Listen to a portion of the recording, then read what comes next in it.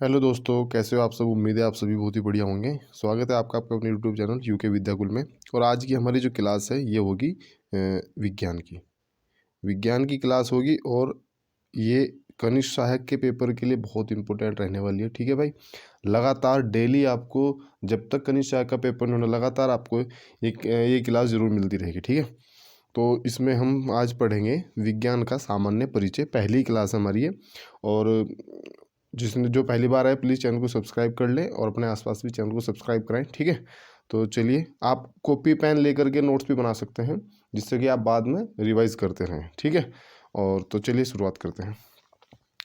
तो जैसे कि आज हम पढ़ेंगे इसमें विज्ञान का सामान्य परिचय, इंट्रोडक्शन ऑफ साइंस। हम ज़्यादातर क्वेश्चन फैक्ट वाले करेंगे जहाँ से हमारे पेपर में आने के चांस बनते हैं। ऐसा नहीं कि हम थ्योरी पढ़ रहे हैं बहुत ज़्यादा, तो वो नहीं पढ़नी है हमें, बस फैक्ट अपने निकालने हैं। तो उसके लिए ही हमें पढ़ना है बस। ठीक है भाई, तो चलिए, तो विज्ञान है। तो जैसे पहला क्वेश्चन अगर आ जाता है कि विज्ञान की प्रथम क्रांतिकारी खोज क्या है। बहुत ही बढ़िया क्वेश्चन है, विज्ञान की प्रथम क्रांतिकारी खोज। तो प्रथम क्रांतिकारी खोज है आपका क्या है भाई, आग का आविष्कार। प्रथम क्रांतिकारी खोज है, इंपोर्टेंट है।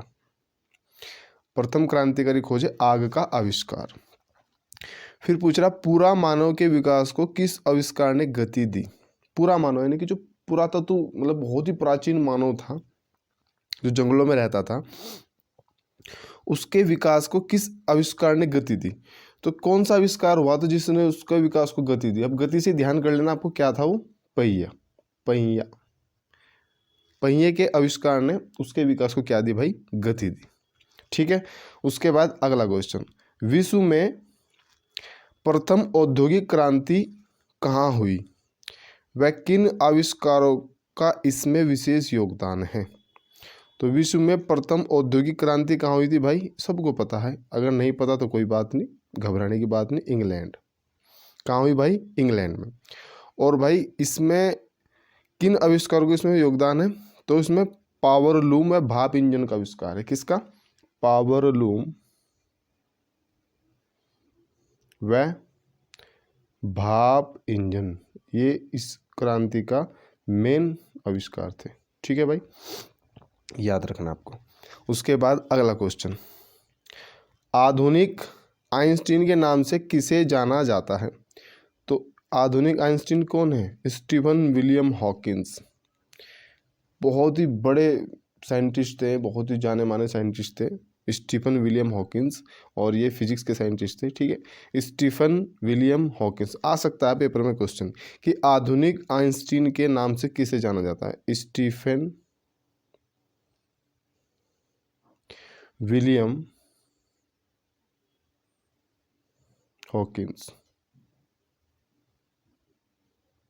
भाई राइटिंग पे थोड़ा मत जाना, शब्दों पे जाना भावनाओं को समझे। ठीक है, स्टीफन विलियम हॉकिंस। उसके बाद अगला क्वेश्चन है भाई, ब्रह्मांड में सर्वाधिक मात्रा में पाया जाने वाला पदार्थ क्या है। सबको पता है, नहीं पता तो कोई दिक्कत नहीं भाई, डार्क मैटर। डार्क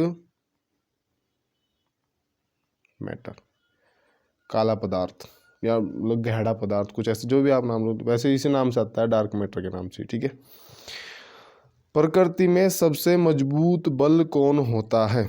तो सबसे मजबूत बल कौन है भाई प्रकृति में, सोचो और बताओ। तो सबसे मजबूत बल है आपका नाभिकीय बल।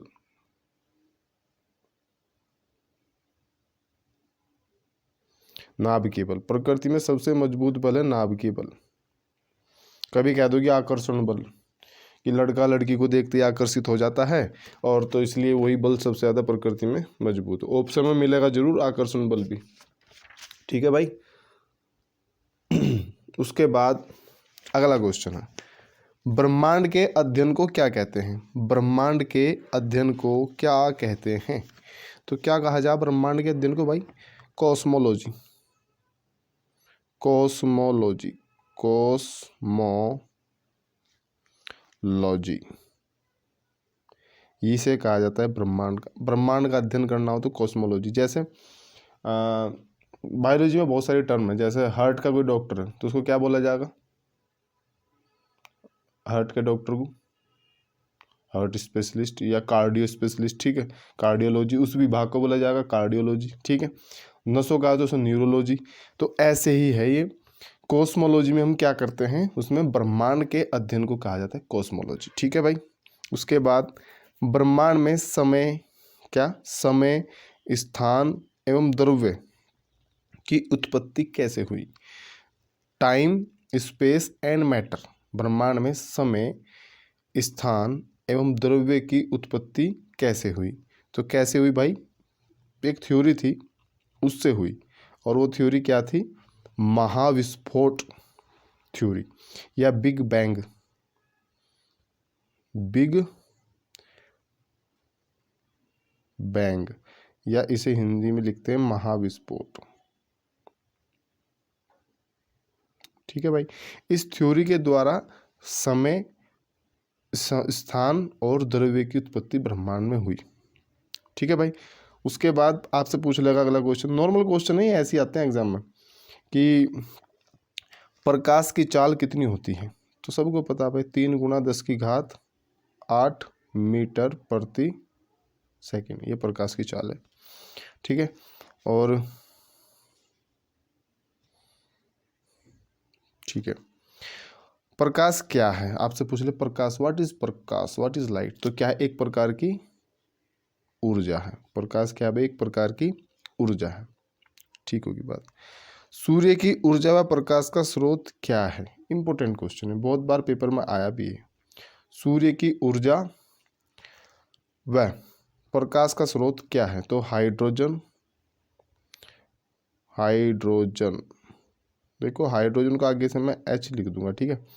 हाइड्रोजन परमाणुओं का नाभिकीय संलयन, यानी कि ऐसा रिएक्शन होती है 1s2 + 1s2 ये आपस में जुड़ते हैं तो एक हीलियम नाभिक करके बनता है 2He4, और बहुत भारी मात्रा में ऊष्मा निकलती है। यही सूर्य की ऊष्मा का मेन कारण है।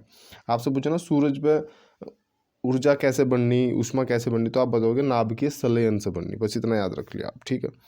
ये जरूरी नहीं है कि आप साइंस बैकग्राउंड से हो या नहीं हो, लेकिन बस आपको बेसिक क्वेश्चन है, आपको ऐसे याद हो जाएंगे जैसे आप जीके के क्वेश्चन पढ़ते हो, ठीक है।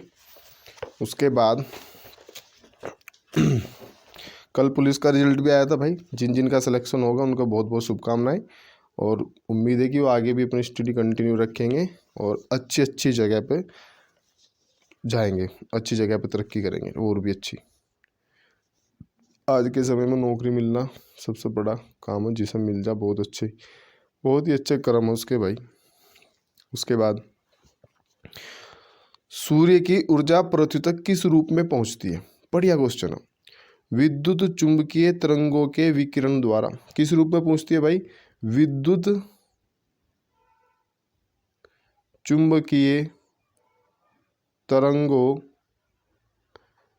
के विकिरण द्वारा, ठीक है, ये होता है जी। विद्युत चुंबकीय तरंगों के विकिरण के द्वारा सूर्य की ऊर्जा पृथ्वी तक पहुंचती है। इंपॉर्टेंट क्वेश्चन है। भारत के प्रथम शोध संस्थान का नाम, मोस्ट इंपोर्टेंट लगा लो भाई इस पे। तो भारत के प्रथम शोध संस्थान का नाम क्या है। Indian association for the cultivation of science, Indian association for the cultivation of science, इस टाइप से होगा कुछ, पूरा आप हिंदी में लिखे नाम, Indian association for the cultivation of science, ठीक है भाई।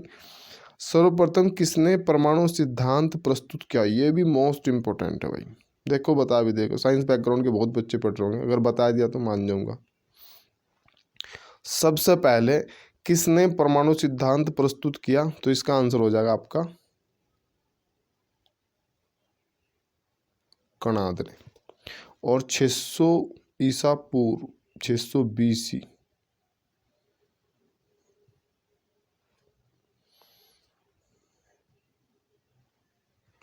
BC, देख लियो ईसा पूर्व की, बर्थ बिफोर क्राइस्ट, हाँ 600 ईसा पूर्व, ठीक है भाई।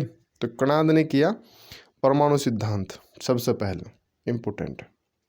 उसके बाद नेक्स्ट क्वेश्चन, कणाद की पुस्तक का नाम क्या है? अब ये भी पूछ सकता है। तो कणाद की पुस्तक थी वैशेषिक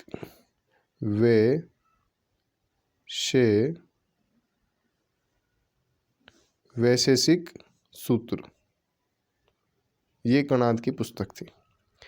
ठीक है। रासायनिक परिवर्तन का विचार सर्वप्रथम किसने दिया? केमिकल चेंज का विचार सबसे पहले अगर पूछेगा आपने किसने दिया, तो ये भी कौन थे? आपके कणाद थे। ठीक है भाई। प्रकाश व ध्वनि के गमन में क्या अंतर है? प्रकाश भी चल रहा, ध्वनि भी जा रही, आवाज़ आ रही है आपको, तो इनमें दोनों में मेन अंतर क्या है? तो मेन अंतर इनमें सिर्फ प्रकाश का है, क्योंकि प्रकाश चमकता है। तो अंतर क्या है? प्रकाश और ध्वनि के गमन में अंतर है प्रकाश। ठीक है। प्रकाश बिना माध्यम के गति कर सकता है, ये आप इसमें बता सकते हो, जबकि ध्वनि को माध्यम की आवश्यकता होती है। अगर आपसे पूछता है प्रकाश और ध्वनि में क्या अंतर, what is the difference between light and sound, then your answer will be प्रकाश बिना माध्यम के भी गति कर सकता है, इसको किसी मीडियम की जरूरत नहीं पड़ती। और ध्वनि के लिए माध्यम होना जरूरी है, कंपलसरी है माध्यम होना। ठीक है, क्योंकि निर्वात में आपको ध्वनि सुनाई नहीं देने की। भाई आप बंद कांच के कमरे के अंदर बैठ जाओ, बाहर से कोई भी आवाज़ दे रहा है आपको अंदर नहीं आने की। इनफैक्ट आप कार के अंदर भी बैठे होंगे तो आपको वहाँ भी आवाज़ कम ही आएगी। लेकिन प्रकाश के साथ में ये कंडीशन नहीं है, उसे चलने के लिए क्या है? माध्यम की आवश्यकता नहीं है। ठीक है भाई, तो चलिए डाउट क्लियर हुआ। ये ऐसे ऐसे फैक्ट के क्वेश्चन आते हैं भाई। और वीडियो भाई अगर बढ़िया लग रहा हो, समझ में आ रहा हो, तो इसे शेयर करें, अपने आसपास चैनल को सब्सक्राइब जरूर कराएं। ये आपका भी फर्ज है, क्योंकि ये चैनल आपका ही है, आपके लिए है। जैसे लोकतंत्र है ना, जनता का जनता के लिए शासन, तो ये चैनल भी आपका आपके लिए ही है। ठीक है। सूर्य ग्रहण में चंद्र ग्रहण के सिद्धांत का प्रतिपादन किसने किया? मोस्ट इंपोर्टेंट क्वेश्चन है, बता दो किसने किया भाई। चलो लिख रहा हूं, अब भी बता दो। आर्य, अब तो बता ही दोगे यार, भट्ट। आर्यभट्ट ने किया भाई, सूर्य ग्रहण और चंद्र ग्रहण के सिद्धांत का प्रतिपादन किया। अब आर्यभट्ट से मुझे एक चीज़ याद आ रही कि भारत का जो सबसे पहला उपग्रह छोड़ा गया था उसका नाम भी क्या था? आर्यभट्ट था। ठीक है भाई, भारत का पहला उपग्रह का नाम भी क्या था भाई? आर्यभट्ट था। द्रव्यमान संरक्षण का सिद्धांत किसने दिया?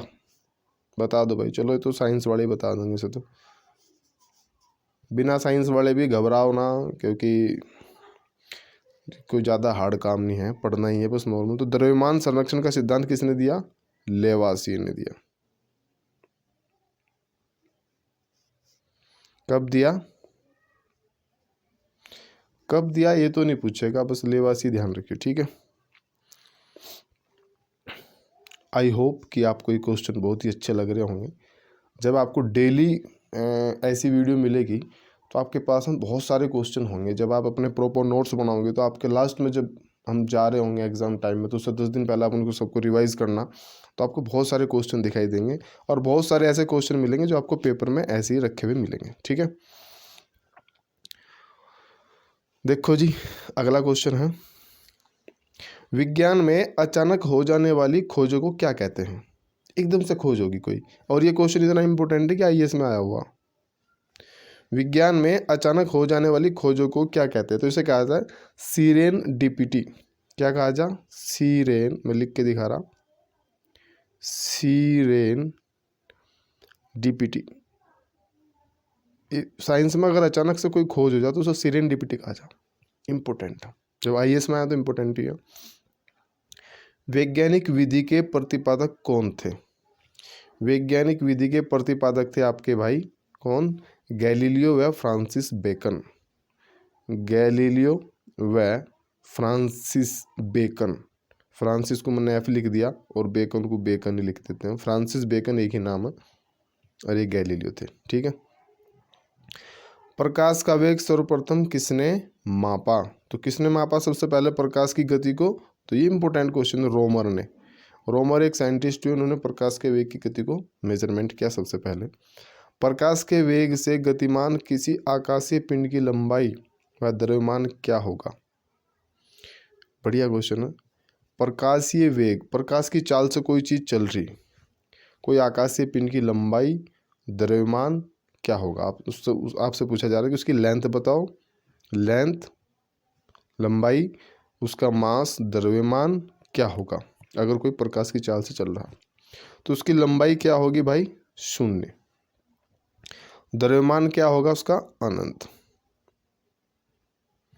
अनंत होगा। क्यों होगा? सापेक्षिकता के सिद्धांत के अनुसार होगा।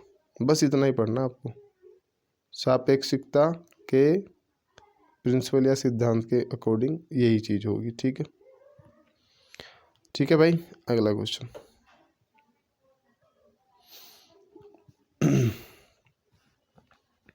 अगला क्वेश्चन है, सर्वप्रथम किसने कहा कि पृथ्वी गोल है, वह अपनी धुरी पर घूमती है जिससे दिन व रात होते हैं?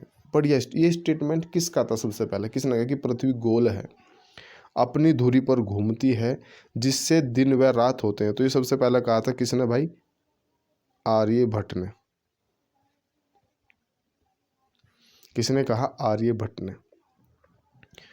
आर्यभट्ट का भी हमने 2 क्वेश्चन पीछे भी पढ़े।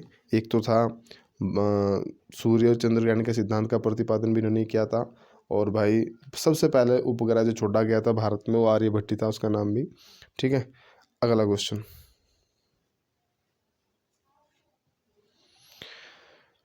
नियंत्रण का विज्ञान किसे कहते हैं?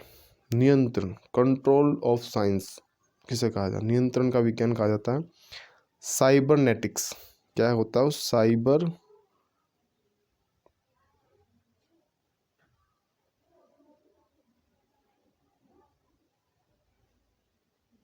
साइबरनेटिक्स को नियंत्रण का विज्ञान कहा जाता है। घर्षण तथा स्नेहकों का अध्ययन किस विज्ञान को कहा जाता है? घर्षण, फ्रिक्शन, घर्षण और स्नेहक, लुब्रिकेंट्स आप डाल रहे जैसे मशीन में ऑयल वगैरह डाला जाए जिससे कि उनमें घिसाव कम हो, तो घर्षण और स्नेहक, इसको, इस साइंस को क्या कहा जाए? ट्राइबोलॉजी। इंपॉर्टेंट है भाई, पहली बार सुना होगा आपने, ट्राइबोलॉजी, ट्राइबोलॉजी, ट्राइबोलॉजी कहा जाता है। समय मापन का अध्ययन करने वाले विज्ञान को क्या कहा जाए? जो समय का मेजरमेंट कर रहा हो उसे कहा जाए हारोलॉजी, हारोलॉजी, हारोलॉजी क्या कहा जाए? समय मापन का अध्ययन करने वाले विज्ञान को हारोलॉजी कहा जाए। साइबरनेटिक्स का विचार ये वाला सबसे पहले किसने दिया? तो सबसे पहले दिया था नॉर्बर्ट वीनर ने। किसने दिया था भाई? Norbert Wiener. और ये यूजीसी नेट में एक बार क्वेश्चन पूछा गया नॉर्बर्ट वीनर का। अति सूक्ष्म कणों की गति तथा उनके अंतर संबंध का अध्ययन विज्ञान की किस शाखा में किया जाता है? बहुत छोटे कणों की गति और उनके अंतर संबंध का अध्ययन, तो विज्ञान की कौन सी शाखा है जिसके अंदर इसका वो करा जाता है? क्वांटम मैकेनिक्स होता है भाई, क्वांटम मैकेनिक्स। इस बार 15 नंबर में साइंस है भैया, बहुत इंपॉर्टेंट है। क्वांटम मैकेनिक्स 15 नंबर में आपको साइंस और कंप्यूटर देखने को मिलेगा। बहुत इंपॉर्टेंट रोल है साइंस का इस बार। शिलालेखों का अध्ययन विज्ञान की किस शाखा में? शिलालेख होते हैं ना, आपने स्ट्रीम पढ़े होंगे, अशोक का शिलालेख मिला, कालसी से मिला। ठीक है, तो शिलालेख यानी कि जो पत्थर पे लेख लिखवाए जाते हैं उनको शिलालेख बोलते हैं। और उस साइंस की उस जिसमें उसको पढ़ा जाता है, जिसमें हम उसका अध्ययन कर रहे हैं, तो उसको कहा जाता है एपिग्राफी। क्या कहा जा?